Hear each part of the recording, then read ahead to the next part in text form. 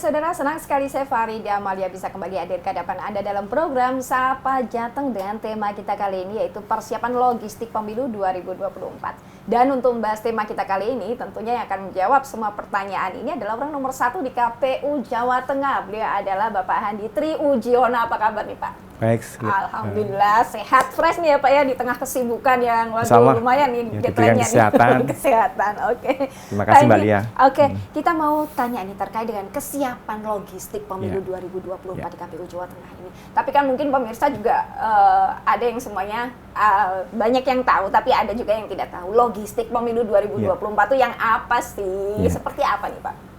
Baik Mbak Lia, jadi logistik pemilu itu ada dua hal. Yang pertama logistik utama dan juga logistik pendukung. Nah, fungsi logistik ini adalah bagaimana ini merupakan implementasi dari aspek strategis pemilu. Salah satunya adalah mengkonversi suara menjadi kursi. Jadi itu ada perlengkapan teknis yang kita siapkan. Jadi logistik utama tadi tentu kita lihat surat suara. Betul ya. Terus kemudian ada formulir. Surat suara ini untuk mengekspresikan masyarakat. Suara kita tuh ya Pak ya? Iya, untuk mengekspresikan pilihannya melalui surat suara. Kemudian ada formulir. Formulir itu untuk mengadministrasikan.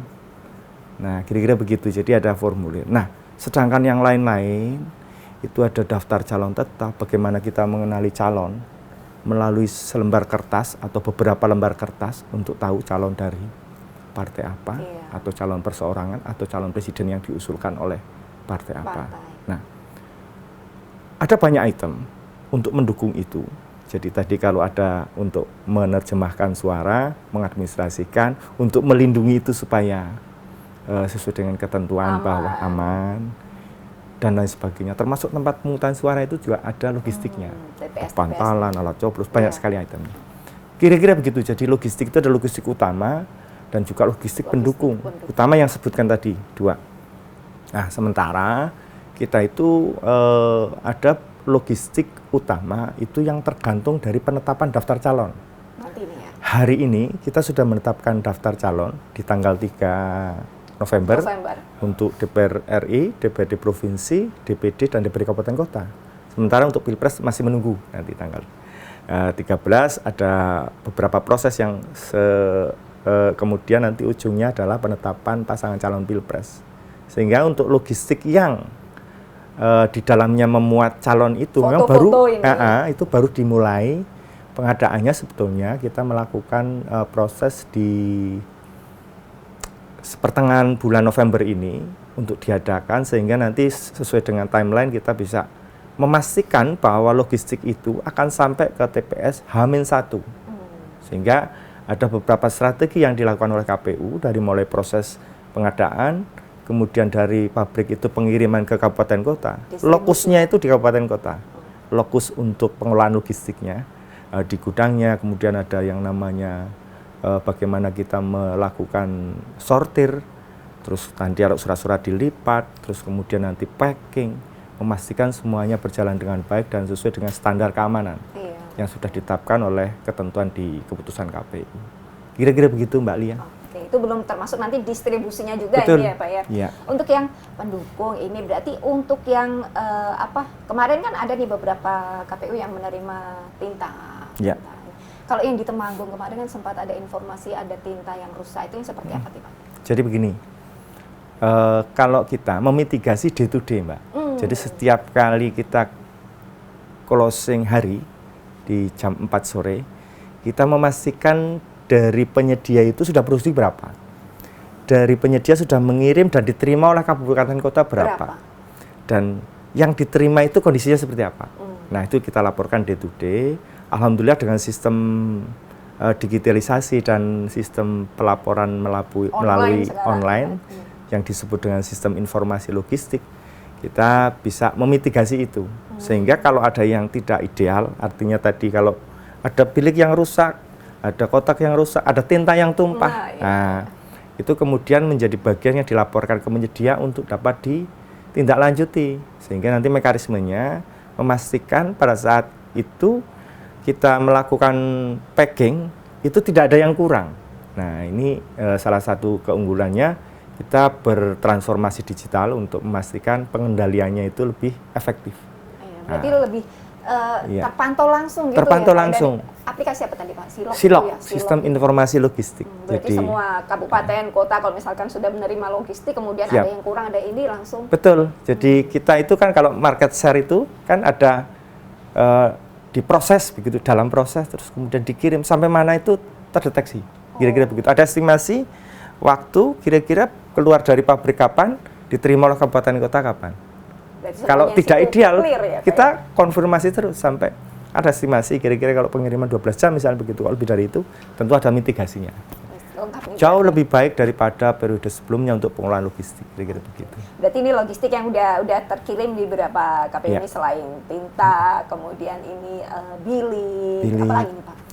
Jadi karena pengadaan untuk tahap pertama itu adalah logistik yang tidak terkait dengan daftar calon. Iya. Ya, jadi ada kotak suara, bilik suara, ada namanya kabel tis untuk segel plastik namanya itu ya, segel plastik.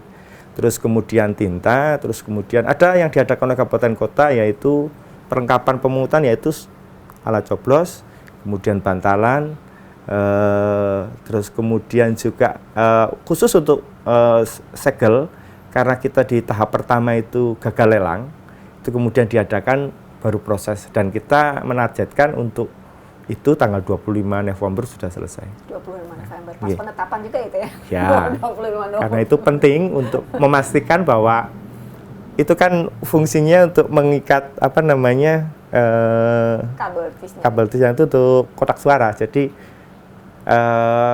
tentu kita pastikan itu jangan sampai itu belum ada. Kalau semuanya sudah ada, kok itunya belum ada kan nggak bisa di-pack. Kira-kira begitu. Oke, kita akan lanjutkan perbincangan usai jeda pariwara berikut ini.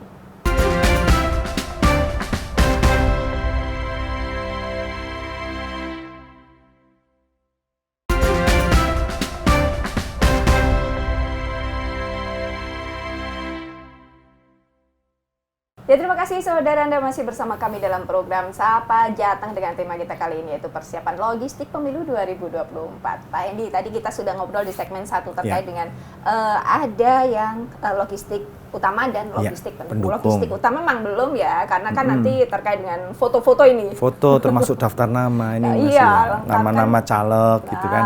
Itu dia yang terpampang yang akan kita pilih nanti tanggal 14 Februari ya Pak ya. Siap. Nah, yang pendukungnya tadi juga udah disampaikan, tapi ada yang mau saya tanyakan terkait dengan kesiapan. Ini kan kalau bilik suara, ini disimpannya di mana, kemudian logistik ini nanti disimpannya di mana, seperti itu. Jadi masyarakat biar tahu, oh ternyata di gudangnya seperti apa sih Pak, harusnya ada spesifikasi sendiri nggak? Baik, jadi terkait dengan pengelolaan logistik pemilu itu ada yang namanya gudang logistik lah.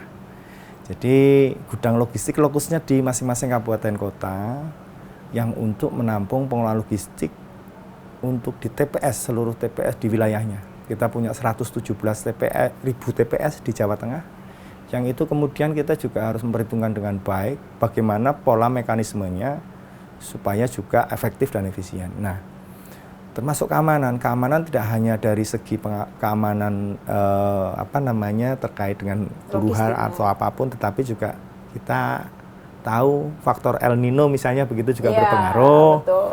Nah, kita ada standar yang namanya standar gudang, tentu harus bebas banjir, terus kemudian kita bebas rayap, kita ada fumigasi untuk karena masih lama untuk sampai finishing kotak suara bisa digeser ke TPS itu kan cukup ada waktu, sehingga kita dari bahan-bahan yang kita paham bahwa itu karton duplek misalnya begitu kan ada beberapa keterbatasan beda dengan bilik maupun kotak yang aluminium misalnya begitu. Nah, ada standar yang kita tetapkan termasuk bagaimana memitigasi kalau ada bencana kebakaran harus ada aparnya, terus kemudian dengan luasan gudang yang sedemikian rupa kita juga harus ada secara CCTV, jaringan internet.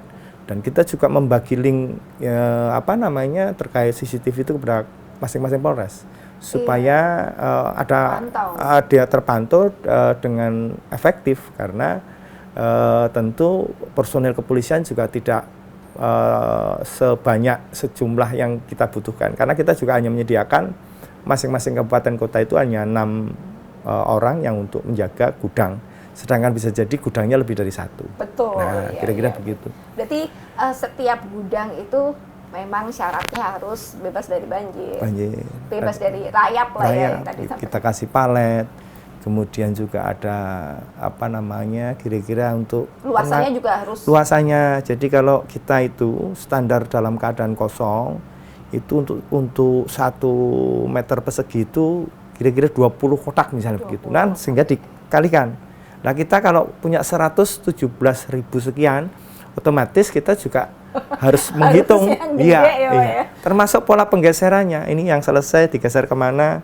Sebelum dikirim ke bawah, kira-kira begitu harus ada penghitungan cermat. Begitu. Untuk CCTV, hingga saat ini ada kendala nggak Pak? Nah, ada beberapa yang memang blank spot internet ya.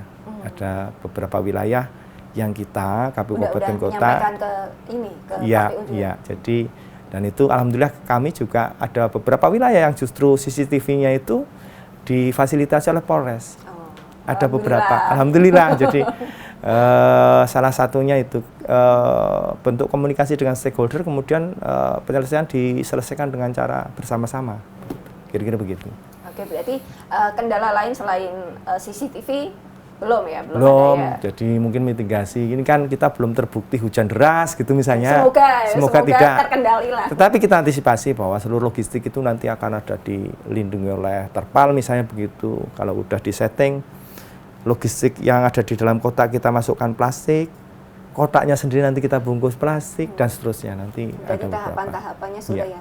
Untuk pengamanannya juga sudah ya Pak ya berarti ya? Insya Allah sudah clear, kita juga sudah secara kontinu berkoordinasi dengan Polres, juga tentu dengan pemerintah daerah, ada juga Satpol PP dan lain sebagainya untuk memastikan bahwa seluruh tahapan penyediaan logistik sampai nanti H-1 itu bisa terwujud tanpa kendala. Gitu. Berarti nanti diusahakan ini logistik bisa terdistribusi hingga ke pelosok-pelosok gitu ya Pak. Iya. Semoga aja tidak ada, maksudnya tidak ada hujan, tidak ada banjir yang mengganggu penyaluran distribusi ini. Untuk logistik berarti semuanya sudah nih Pak, dari tinta, dari ini. Untuk logistik tahap pertama udah clear. Yang belum yang foto-foto tadi. Ya, yang logistik utama yang terkait dengan surat suara, formulir kan nanti ada nama-namanya. Nah, untuk logistik tahap pertama itu sebetulnya kita hanya tinggal menunggu pertama soal yang rusak dan kemudian yang juga belum terpenuhi itu sekian persen itu masing-masing kabupaten. Tapi secara umum so far so good, jadi semua sudah sesuai dengan schedule sebetulnya. Gitu. Jadi tinggal tadi itu yang cipotan Mbak tadi, ada yang tumpah, ada yang bocor. Iya, on progress gitu ya. Nah, sementara yang seperti itu kan kadang-kadang kita melihat kalau tinta isinya 100, yang bocor 1 kan seolah-olah semua. Nah, kita harus buka itu harus pastikan. Untuk tahapan sendiri, tahapan dari KPU pada bulan November ini apa aja nih Pak? Baik ya, nanti November ini kita menetapkan pasangan calon presiden yang berhak untuk ikut.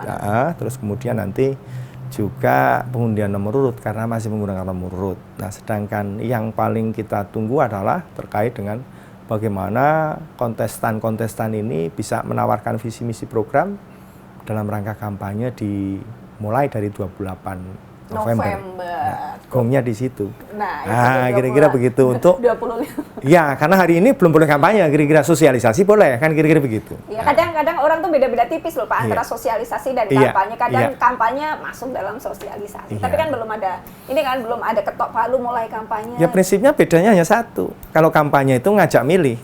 Kalau sosialisasi mengenalkan saya kan kontestan. Gitu. Kira-kira begitu. Pintar-pintarnya loh Pak. Nah, ini media pintar-pintar juga sih. Baik. Kadang terselip-selip situ ya. Siap. Jadi untuk dari 28 nanti mulai kampanyenya ya 28 nanti pasti dari KPU juga ada himbauan dong buat masyarakat. Kita akan himbau usai jeda pariwara berikut ini.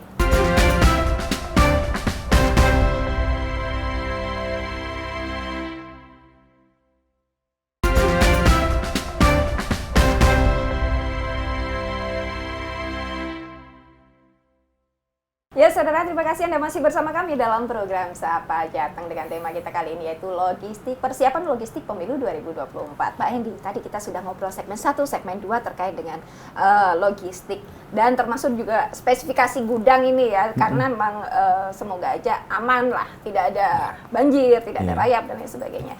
Ini untuk persiapan 28 November nanti kampanye ini. Aturan mainnya apa sih Pak sebenarnya Pak? Yang pertama, ada yang namanya metode kampanye. Metode kampanye itu ada yang pertemuan terbatas, pertemuan tatap muka, terus kemudian juga ada rapat umum, terus kemudian penyebaran bahan kampanye, pemasangan alat peraga. Nah, hal-hal tersebut yang kemudian diatur oleh KPU, tetapi juga harus kita pahami bahwa terkait kampanye itu ada yang namanya lokasinya.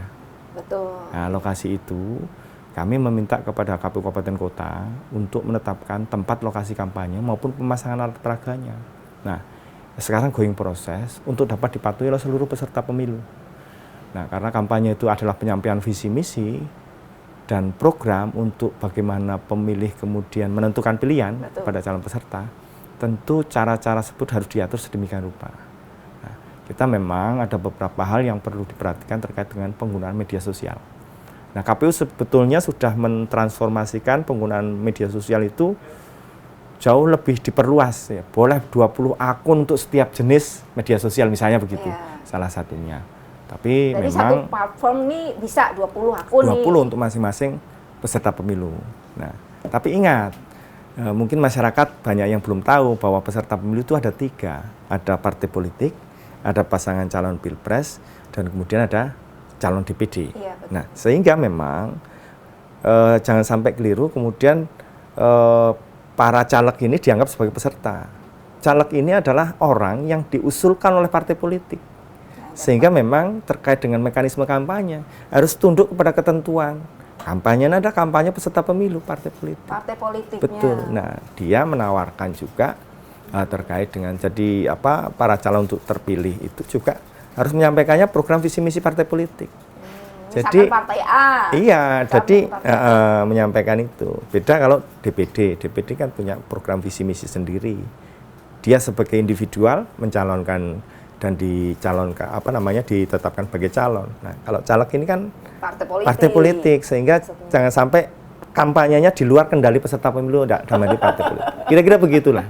Kadang kan orang kalau sudah bahas media sosial itu adalah suatu ruang kebebasan berekspresi. Kadang kebebasan yang takutnya kebebasan loh Pak. Kan kadang memang agak-agak ke sana ya. Meskipun sudah ada koridornya, itu memang harus tetap himbauan-himbauan terus ya. Selain itu apa nih Pak?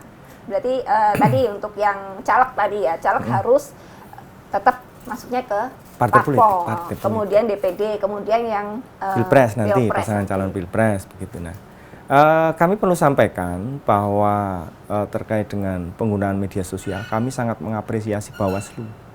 Bawaslu itu ada yang namanya Satgas, jadi volunteer masyarakat untuk melaporkan dalam hal memang terdapat unggahan-unggahan media sosial yang bertentangan atau ya termasuk yang bertentangan dengan ketentuan kampanye yang ditetapkan oleh KPU. Jadi ini perlu memang masyarakat untuk dapat memperhatikan itu. Berarti perlu jangan justru juga ini semuanya, Pak, ya? Justru menyebarkan sesuatu yang tidak jelas sanadnya, tidak jelas sumbernya dan lain sebagainya. Langsung nge-share karena mikirnya ini tantangan kita. Katanya gitu. Tantangan kita ke depan mengedukasi masyarakat bahwa program visi misi partai politik maupun peserta pemilu yang lain itu juga menjadi bagian dokumen yang bisa diakses oleh masyarakat. Jadi Bapak Ibu sekalian, adik-adikku sekalian punya hak pilih memastikan performa peserta pemilu itu melalui sumber resmi. Jadi sumber resmi itu salah satunya adalah ada kalau di daftar calon tetap itu kan hanya nama dan alamat dia tinggal, tetapi juga terkait dokumen riwayat hidup bisa diakses. Dan itu juga bisa terlihat mana dokumen yang nggak bisa diakses. Karena kalau tidak bisa diakses, itu hampir bisa dipastikan yang bersangkutan berkeberatan untuk dipublikasi. Tapi nggak apa-apa kalau memang tidak. Jadi itu haknya calon yang kemudian ketika memang diperkenan dipublikasi, KPU akan membuka akses itu. Tapi kalau tidak? Kalau tidak tentu melindungi privasi. Ya, salah satunya itu. Jadi memang ada ketentuan yang memang ya masyarakat nanti kalau mau melihat kira-kira profilnya dan segala macam itu melalui infopemilu.kpu.go.id untuk memastikan bahwa para calon ini akan sesuai dengan keinginan, kira-kira begitu harapan. Jadi setidaknya kita bisa memilih siapa yang sesuai dengan kriteria yang kita harapkan ya Pak ya. Oke, dan himbauan mungkin bagi pemirsa sekalian terkait dengan kampanye damai nanti ya Pak ya. Baik, seluruh pemilih di wilayah Jawa Tengah, kami berharap bahwa effort kami dalam menyiapkan segala logistik pemilu maupun mekanisme aturan main dalam rangka pemilu ini akan ditindaklanjuti dengan hadirnya para pemilih ke TPS pada tanggal 14 Februari 2024. Bagaimana kita harus menjunjung tinggi keberagaman ini, namun demikian kami berpikir bahwa pemilu ini jangan sebagai alat pemecah belah, tetapi pemilu adalah sarana integrasi bangsa. Begitu. Ya, terima kasih Pak Hendy atas waktunya. Semoga perbincangan ini bisa menjadi manfaat buat kita semua. Dan kita juga himbau pada pemirsa sekalian bahwa 14 Februari nanti jangan sampai lupa datang ke TPS untuk menyuarakan aspirasi Anda, satu suara Anda ya Pak ya. Jangan sampai golput ya. Siap, terima kasih Mbak Lia, terima kasih Kompas TV, rujukan literasi untuk pemilu cerdas. Kompas TV, independen terpercaya.